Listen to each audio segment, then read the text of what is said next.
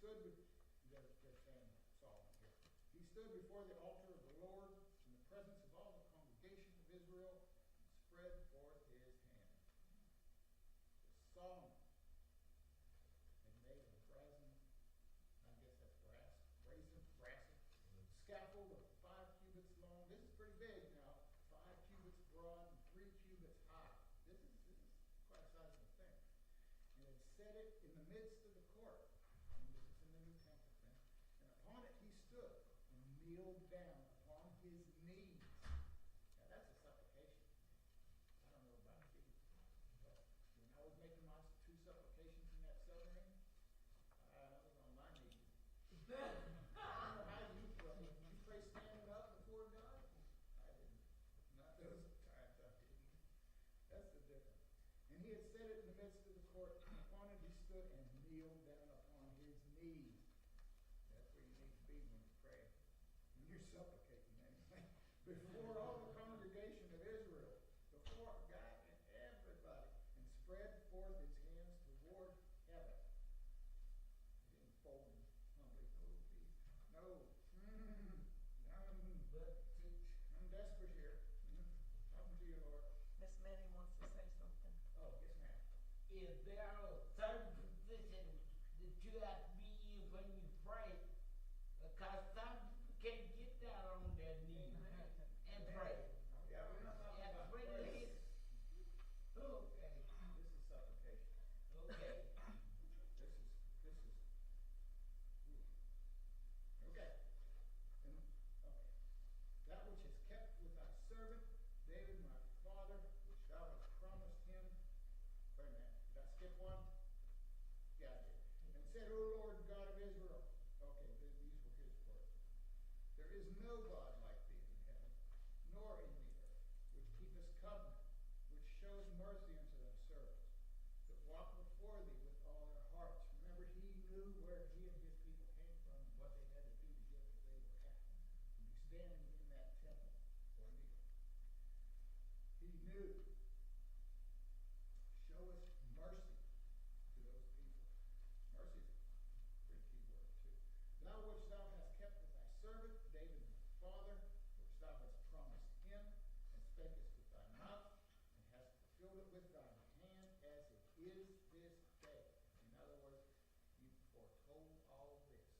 You said it would come to pass, and it did. Now therefore, O Lord God of Israel, keep with thy servant David, my father, which thou hast promised him, saying, there shall not fail thee a man in my sight to sit upon the throne of Israel, yet so that thy children take heed to their walk in my law, as thou hast walked before me. Thy children take heed to their walk in my law. He's not thinking about what happened with him. He's thinking about what's to come. Time. Now then, O Lord God of Israel, let thy word be verified, which thou hast spoken unto thy servant David. But will God in very deed dwell with men on the earth? That was his promise. Remember, building me a temple, and I will dwell with you. Behold, heaven and the heaven of heavens cannot contain thee. How much less is this house which I have built?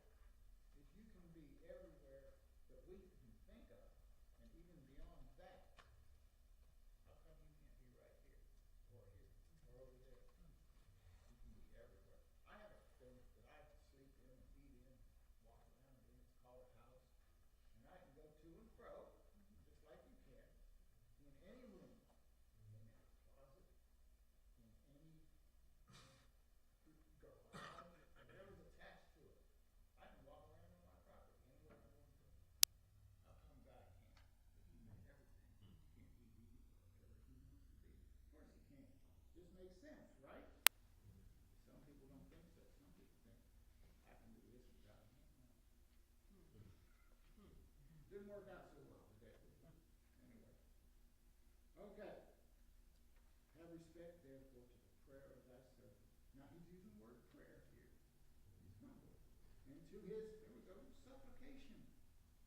O Lord, my God, hearken unto the cry and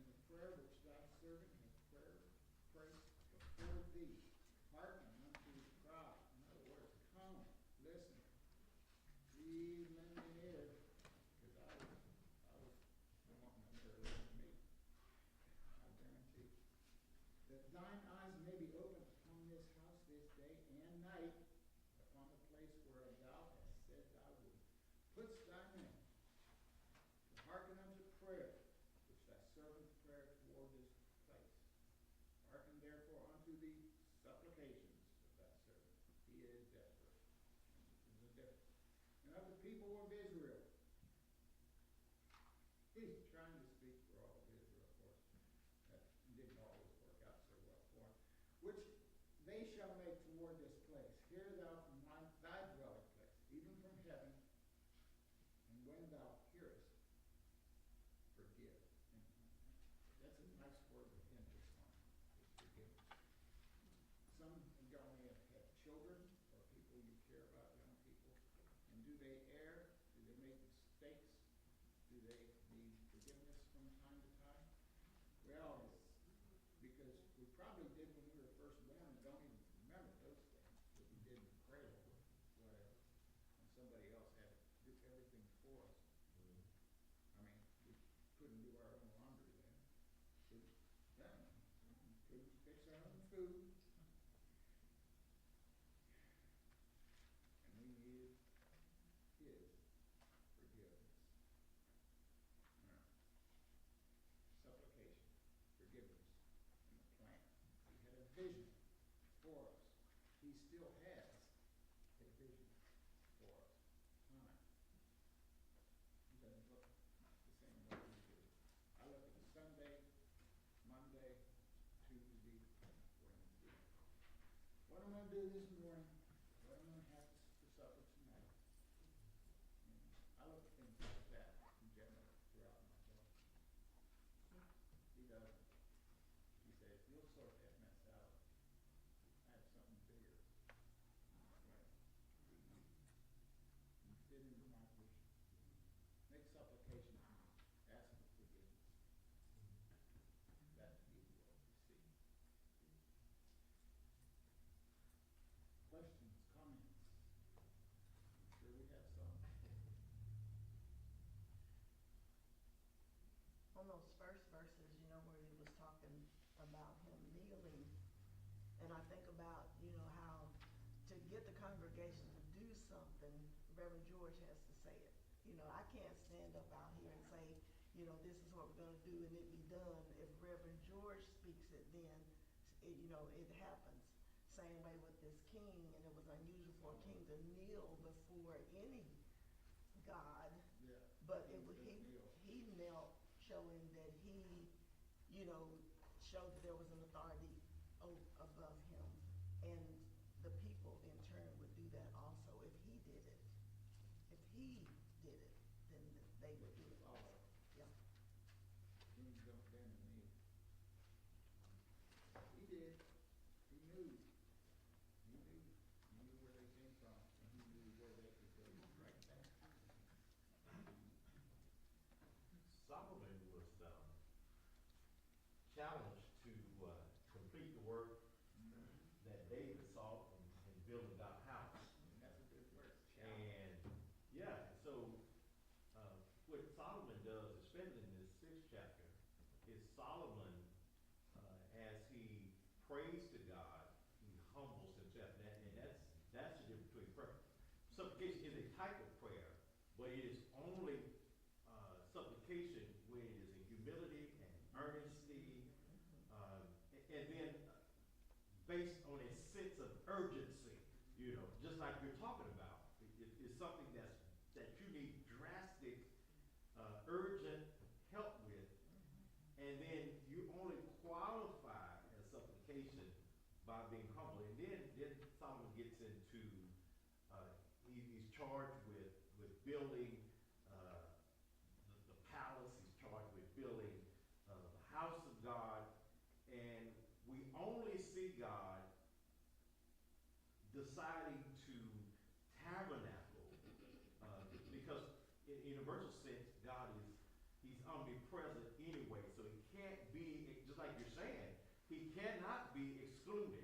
So we use different verbiage to express the presence of God, and really what we mean is the manifested presence of God.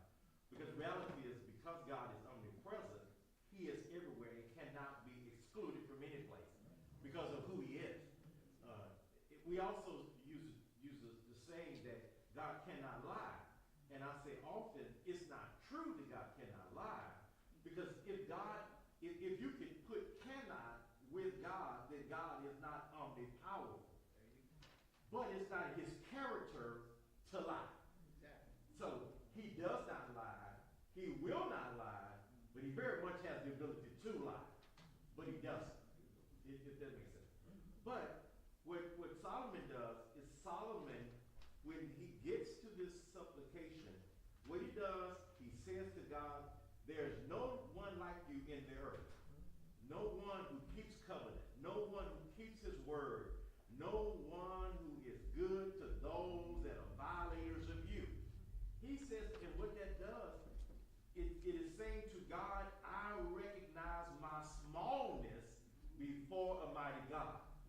And see, that's where we have to be to get to the area of supplication. Because as long as we're big, then we reduce God.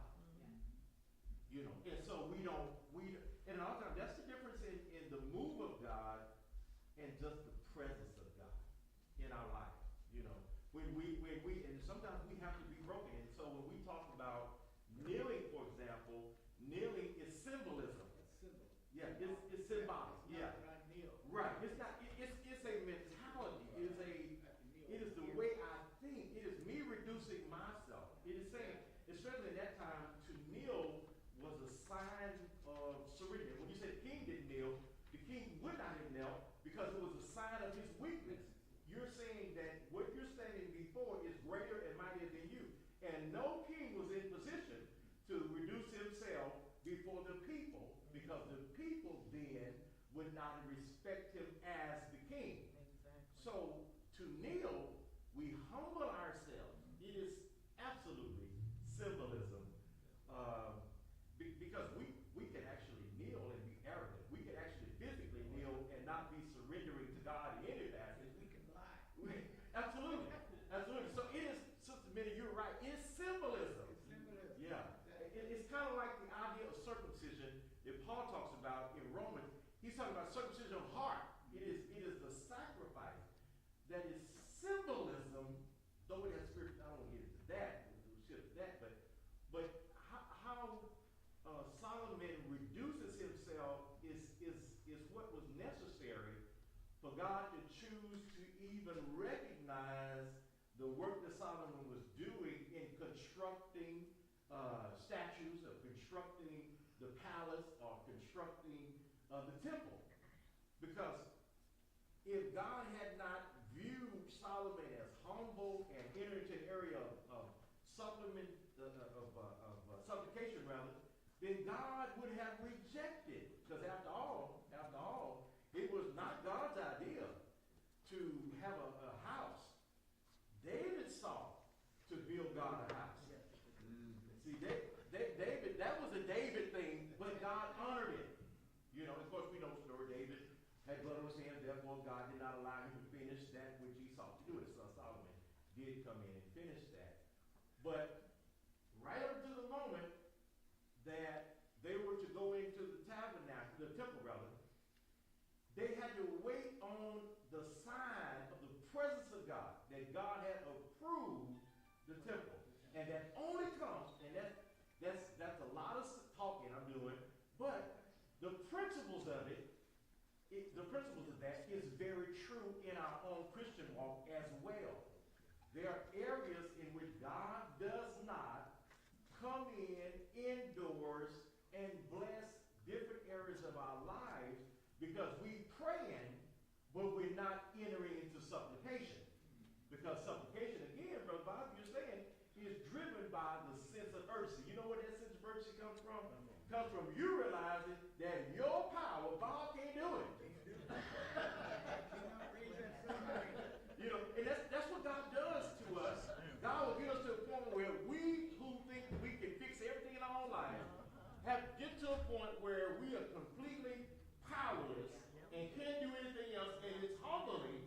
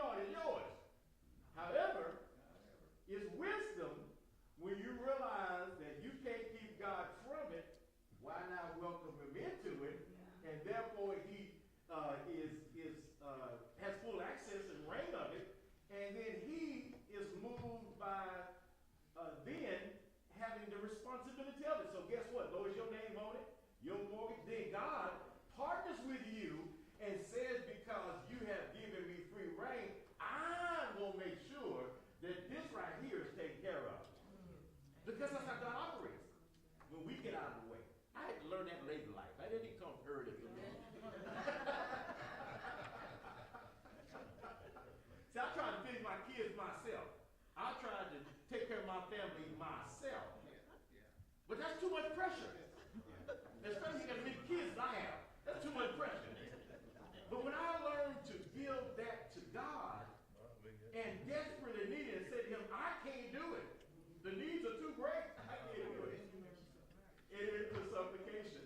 And then what God did is God said, you go to sleep at night. I got it. I got it. Why I brought up the point about the child when we were in the grave. Yeah.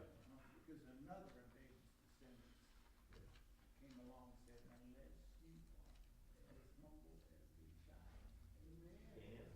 Yeah. There you go. I love the point what he said, we're totally dependent upon God. We have to realize God is the owner and we're stewards. That's it. Absolutely. So, when we say in the natural as a person, I understood what you meant. That is your property, that is your home. That's absolutely right. God has given you stewardship over that. Because we know scripture, the earth is the Lord's and the fullness thereof. And when we realize that we can't do anything without him, then that puts us in that position of humility that you're talking about. That puts us in a position of realizing that Christ didn't lie when he said, without me, he can do nothing.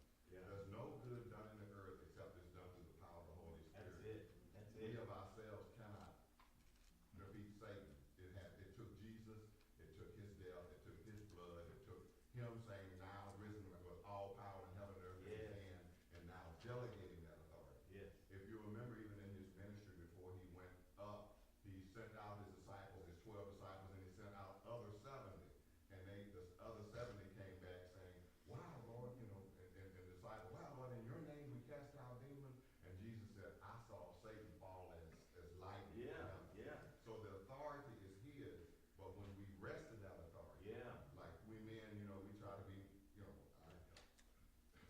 we think we can do it, but we can't of ourselves. And no Yeah. woman can do it of herself. It's all about yielding to God Yeah. and that humility. Back Yeah. to what you talked about. Yeah. And you talked about. Seeing through that glass darkly. Yeah. Yeah, and it was an amazing thing to me. The other thing that jumped out in this story, I kind of went to Second Chronicles 22. David, as he mentioned, wanted to build this house to God, and God said, no, because you're a man of blood. But then I saw the generational, every parent wants to see their children excel in it. Yeah. They rethink great. And David prepared mightily for the building of the house of God. Yeah. He even brought Solomon in and said, the house that you're going to build is going to be great. It is for the Lord. Yes. I didn't realize it was this much. The costliness of that temple was something. Yeah. David had gathered 3,750 tons of gold. Wow. I was reading this and I was looking, and he gathered 37,000. It was like with the 37, what is it? With an extra zero behind it of silver. Wow. And then he had the stones. He prepared it all. And then even before he left, before he died, he charged Solomon. He called all the stewards and all the leaders together, said, Solomon, my son is young and yet tender. You all are to do this. This house is for the Lord. So when Solomon was yielding, that was the most beautiful edifice of all nations. Mm-hmm. And it was very costly in natural things. But Solomon realized, God, the earth is yours in the fullness thereof. Mm-hmm. He realized, God, everything is yours. The heaven of heavens can't contain you. Mm-hmm. Because God is not, as you mentioned, he is not bound by time. He created time. Mm-hmm. So God is in charge. He's in control. And without him, we can think we got control. We have nothing. Absolutely nothing. There's somebody in there now that thinks he's in charge of everything. Yeah. But I'm not gonna go Man into can that. think that. Man can think that. We're not. I'm not gonna mix politics and Christian. Joe, back in your hands. Any other questions or comments? Thank Brother Bob, Reverend George, Holly, comment on the lesson today. I don't see any visitors. Yes, sir. She's not a visitor? Okay. Would you like to say something? Okay.